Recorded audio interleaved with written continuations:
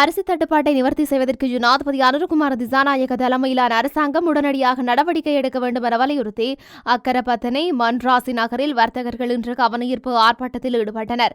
அக்கரப்பத்தனை மன்ராசி நகர வர்த்தகர்கள் இந்த போராட்டத்தை ஏற்பாடு செய்திருந்தனர். இதன்போது நகர வர்த்தகர்களும் பொதுமக்களும் கலந்து கொண்டு சுலோகங்களை ஏந்தியவாறு எதிர்ப்பு நடவடிக்கையில் ஈடுபட்டனர்.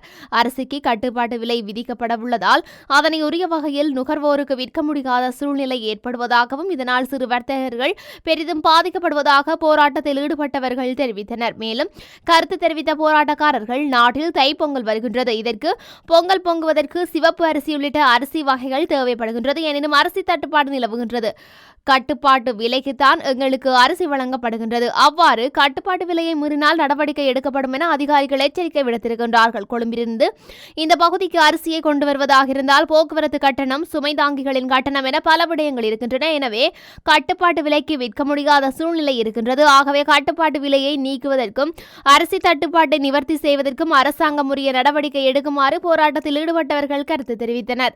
சிறை தண்டனை விதிக்கப்பட்ட கலகொட ஆத்தே ஞானசார தேரர் தற்போது வெலிக்கடை சிறைச்சாலையில் அடைக்கப்பட்டுள்ளார். அவர் சிறைச்சாலையின் கே பிரிவில் அடைக்கப்பட்டுள்ளார். கிட்டத்தட்ட 100 கைதிகளுடன் ஞானசார தேரரும் அந்த பிரிவில் தடுத்து வைக்கப்பட்டுள்ளதாக சிறைச்சாலை வட்டாரங்கள் தெரிவித்தன. கே பிரிவில் தடுத்து வைக்கப்பட்டுள்ளவர்களில் அதிகாரிகள், அரசு ஊழியர்கள் மற்றும் பலர் இருப்பதாகவும் சிறை வட்டாரங்கள் தெரிவித்தன.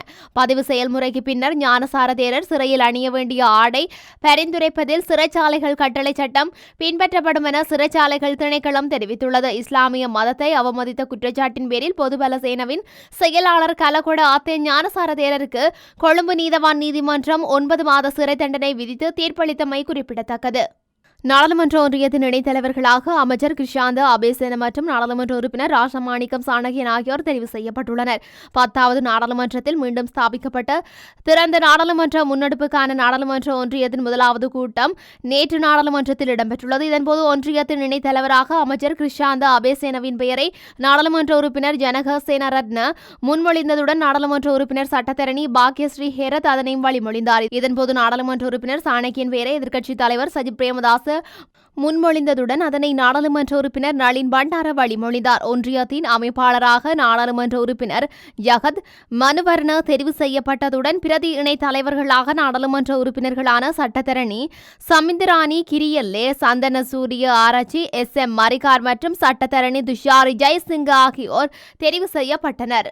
பேருந்துகளில் தேவையற்ற அலங்காரங்களை அகற்றும் நடவடிக்கையானது கிளீன் ஸ்ரீலங்கா திட்டத்தின் கீழ் அல்ல என தேசிய மக்கள் சக்தியின் நாடாளுமன்ற உறுப்பினர் ஜகத் மனுவர்ண தெரிவித்துள்ளார். நாட்டில் ஏற்கனவே நடைமுறையில் உள்ள சட்டத்தின் பிரகாரம் போலீசார் பேருந்துகளில் பொருத்தப்பட்டுள்ள சட்டவிரோத அலங்காரங்களை அகற்றி வருவதாக தெரிவித்துள்ளார். தேவையற்ற அலங்காரங்களை அகற்றும் நடவடிக்கை தொடர்பில் எழுந்த சர்ச்சை காரணமாக அவற்றை அகற்றுவதற்கு மேலும் 3 மாத கால அவகாசம் வழங்கப்பட்டுள்ளது என அவர் தெரிவித்துள்ளார். எனினும் போலீசார் இந்த நடவடிக்கைகள் மேற்கொள்ளும் போது கடந்த அரசாங்க ஆட்சி காலத்தில் நடைமுறைப்படுத்தப்பட்ட யுத்திய நடவடிக்கை போன்றதொரு தோற்றத்தை உருவாக்கியுள்ளதாக ஜகத் மனுவர்ண தெரிவித்துள்ளார். எனவே இந்த விடயம் தொடர்பில் போலீசார் அவதானத்துடன் செயல்பட வேண்டும் என அவர் குறிப்பிட்டுள்ளார்.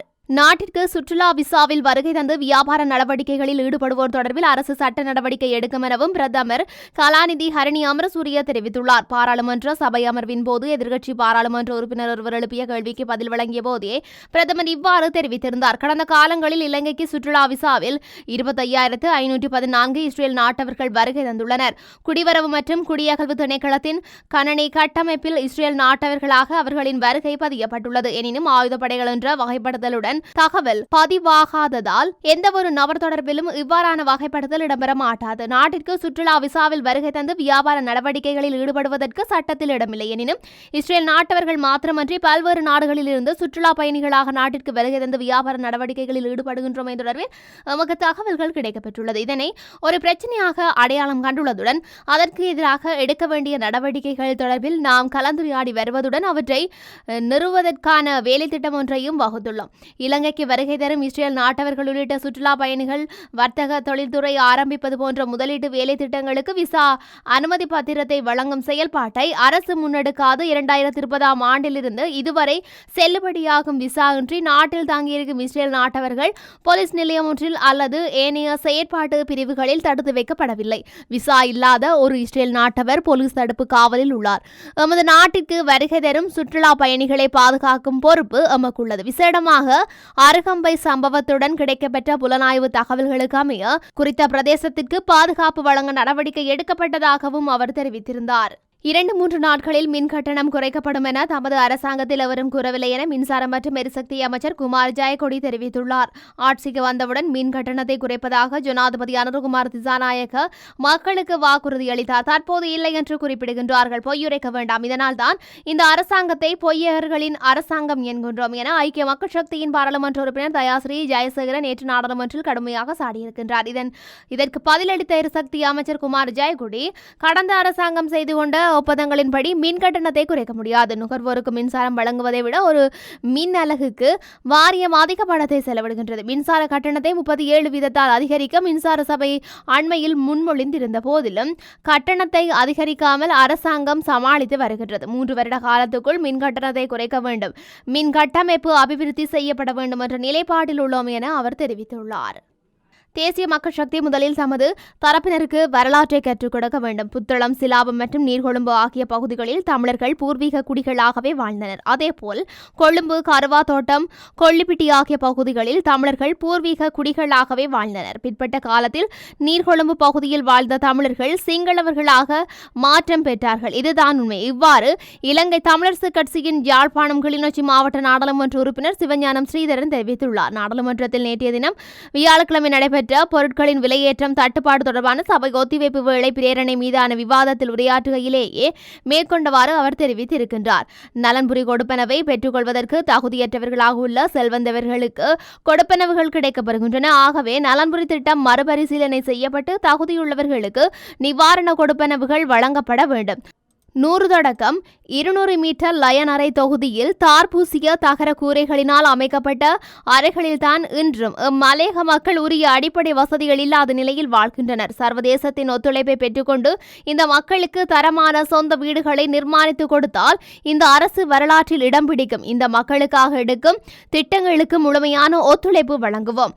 மீள்குடியமர்த்தப்பட்ட மக்களுக்கு வழங்கப்படும் கொடுப்பனவுகள் கடந்த காலங்களில் முறையாக கிடைக்கப்பெறவில்லை. குறிப்பாக வடக்கு மற்றும் கிழக்கு மாகாணங்களில் 8 மாவட்டங்களைச் சேர்ந்த மக்களுக்கு 1 முதல் 3 லட்சம் ரூபாய் வரையில் மீள்குடியேற்ற தொகை வழங்கப்பட்டது. இருப்பினும் ஒரு சிலருக்கு இந்த நிதி கிடைக்கவில்லை.